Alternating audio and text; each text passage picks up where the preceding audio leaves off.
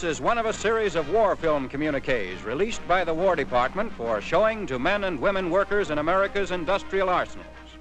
Photographed by Army cameramen, the scenes you're about to see are the war as it is, in all its phases, in all sectors, with the weapons and equipment forged in America for our fighting men. Established at strategic stations in all areas of our far-flung combat zones are reassembly and automotive service yards like this. Little Detroits, thousands of miles from home. This one is somewhere along the Mediterranean. It's run by an ordnance section of the U.S. Army. Convoys arrive from America with precious cargoes of mobile combat and transportation units. Arrive at an overseas port of embarkation located near this motor base. Vehicles being craned out of the hold to be shipped under their own power for duty on the firing line. Trucks, jeeps, mobile machine shops, road building equipment. A few months back, this assembly layout was a vast sea of mud. Today, it's a modern installation tooled to handle anything on wheels. The standing rule is, get it rolling fast. The workers, trained crews, American civilians, American soldiers, French soldiers, exiled workers representing countries in all Europe, native workers, workers of all creeds and colors, citizens of the United Nations working side by side to get this war won.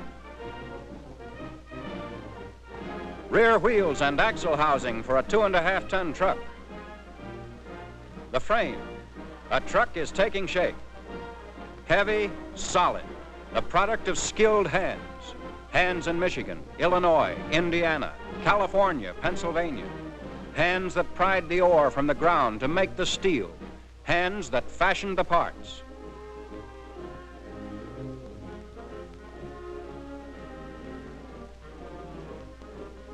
Native workers in this little Detroit are taught standardized methods of assembly procedure by Army automotive experts in English, French, Spanish.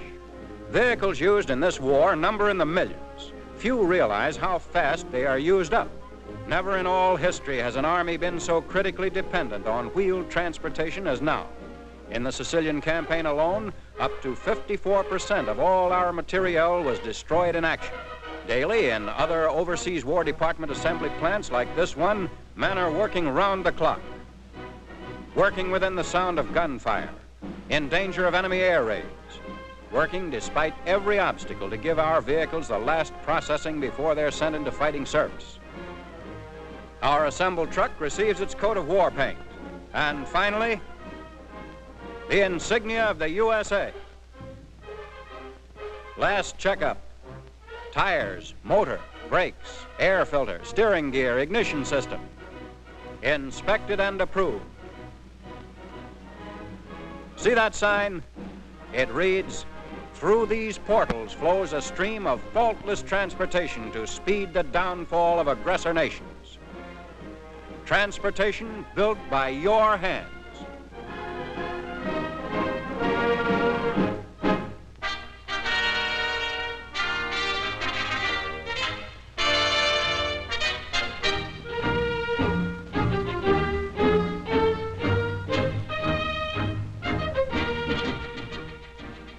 A familiar sight in combat zones is the insignia of the Troop Carrier Command. From the Southwest Pacific comes a visual report of what the Troop Carrier Command is doing in this area to supply our advanced bases with men and materiel. Jap flying fields are only minutes away by air, which means that aircraft of the Troop Carrier Command often run Tojo's gauntlet on routine flights to service our bases. American-held WOW is a typical base, operating in the shadow of enemy wings. WOW looks peaceful enough, but Jap snipers and patrols are in the surrounding ranges and often take pot shots at arriving and departing planes. The landing strip is a hill, reported as a 20% grade. By landing uphill at all times, an expert pilot can bring a heavily loaded transport to a stop within the short runway distance.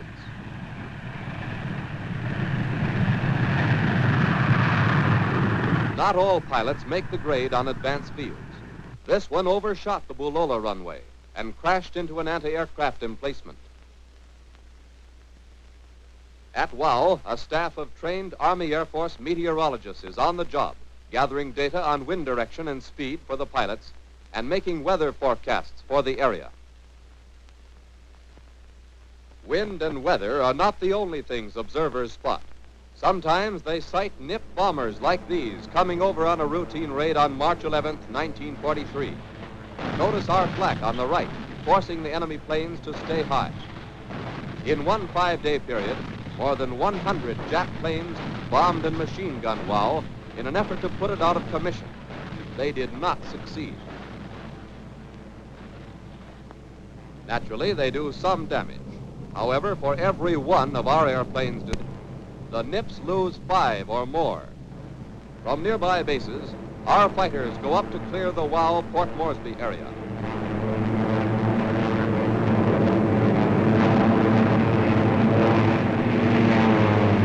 These P-39s also act as escorts for troop carrier transports.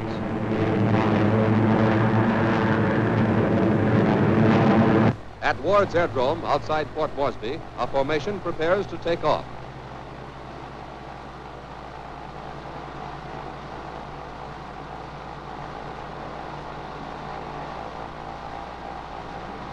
As each transport takes off, it circles the field, getting into formation as soon as possible.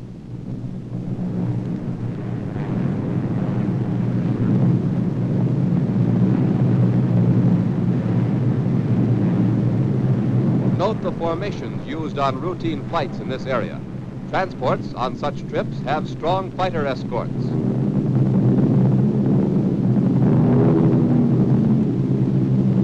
At destination, the transports scheduled to land peel off.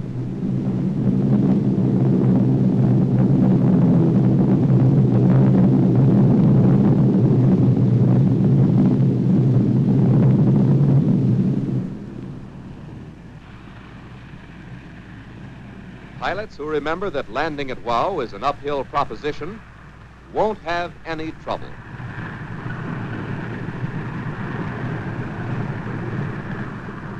Evacuation of the wounded by air is a regular procedure at WOW.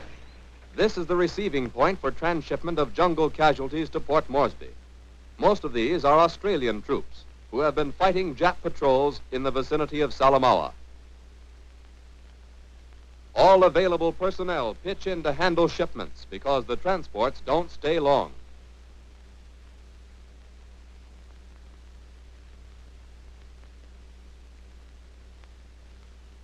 With NIPs likely to come over any time, the ships must be ready to rejoin formations and fighter escorts for the return trip to Port Moresby.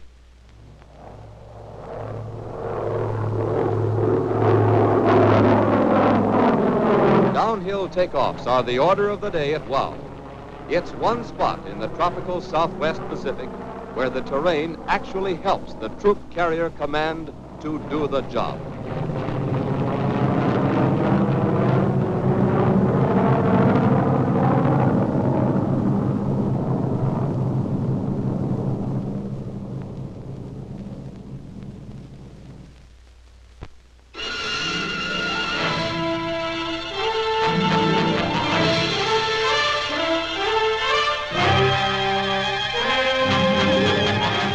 In Guadalcanal, an American task force assembles supplies and firepower for another offensive.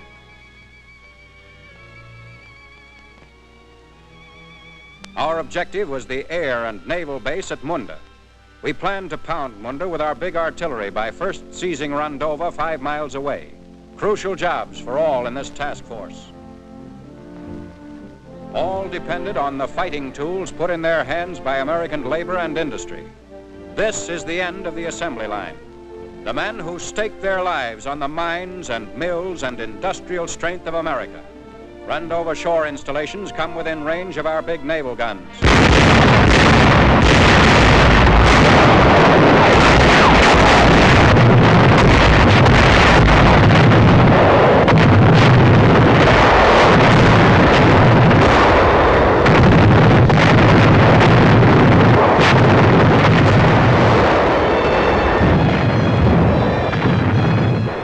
The Yanks are coming.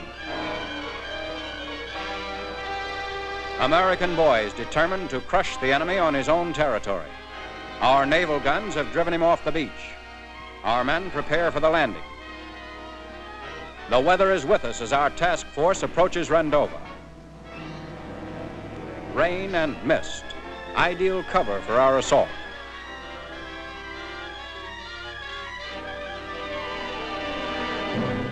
Meanwhile, our main forces will remain on board offshore and wait for the signal, beachhead established, before following with our supplies and heavy equipment. On the success of the first assault depends the success of the entire operation. Boat bottoms scrape land, and here they come. Nothing is tougher than an assault like this. Nothing demands more nerve, more sheer guts. In every theater, Americans are fighting this kind of war. A war of assault from the sea on grounds where the enemy has dug himself in. These and the following scenes were taken during the Rendova and Munda campaigns. A land battle wagon. Our spearhead becomes stronger. The first of our steel smashes in. Infantry tank team follows up. The Jap, like all savage fighters, has taken to the trees. We spread into the jungle to hunt him down. Rendova is 20 miles of hot, steaming wilderness. A paradise for snipers.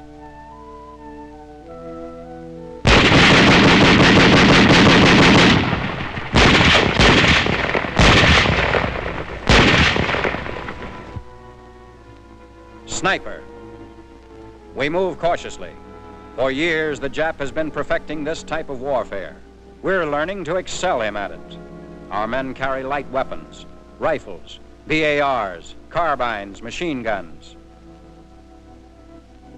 Every tree is a possible one-man enemy fortress. Visibility is almost zero. Death can come from above, from coconut log bunkers on the ground, from every side. The order is, advance. Weapons plus skill plus courage add up to victory. Our men have skill and courage. Millions of willing American hands will see that enough weapons are delivered for moments like these. We'll keep on delivering until no more American lives are sacrificed to Japs and Nazis. These are the soldiers of Japan. Objective taken.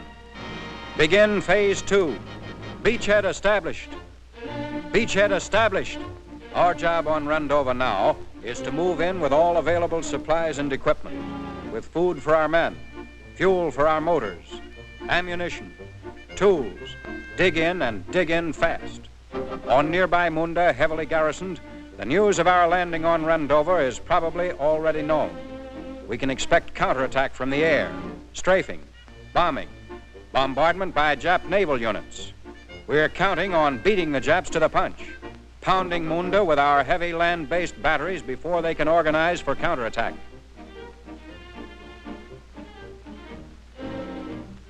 Landing more men to push the attack. Working against time, plowing roads through the jungle. Landing guns. Food rations, processed, grown by our farmers. More food, shipped, packed, shipped thousands of miles to this combat front. Shells, small arms ammunition, piling up headaches for the Japs. Fuel drums, hard work, backbreaking necessary. More supplies moving in. Shells for our long-range guns. Heavy caliber ammunition, armor-piercing projectiles. For the 105, the 155. For anti-aircraft, more, and still not enough.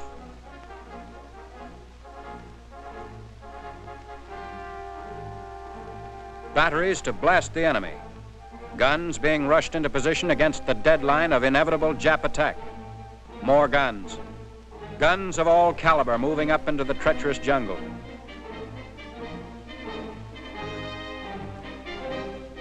through clearings, blasted by offshore bombardments, through underbrush. The 155 howitzer. Through mud. The 105 howitzer. Hub deep in mud, the 155 millimeter rifle. These big babies need plenty of clearance to pitch their shells. No time to chop down the coconut trees. Charges are pinned to the trunks. Our long toms in position, camouflaged.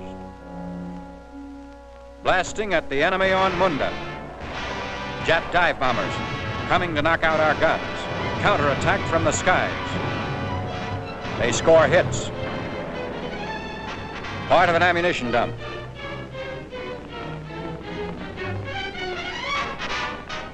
Oil. Vehicles. Guns. Materiel that will have to be replaced by the factory front.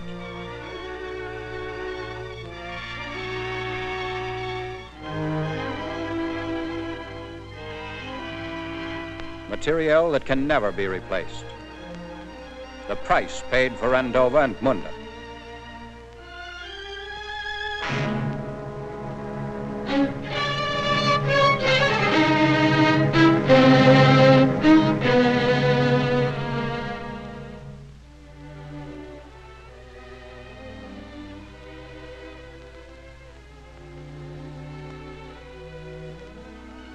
Litter bearers evacuate the wounded to the battalion aid station.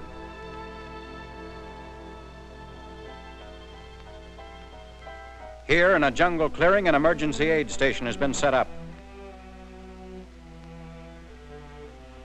Surgical dressings, life-giving plasma, medical supplies made by American workers to combat shock, wounds, loss of blood in a fight to the finish. Blood from home to bring him home. Souvenir, bomb fragment, to be returned tenfold. What the Japs didn't get. Salvaged guns evening up the score. The sweat and guts of these men took Munda. Mission accomplished. But they won't stop there.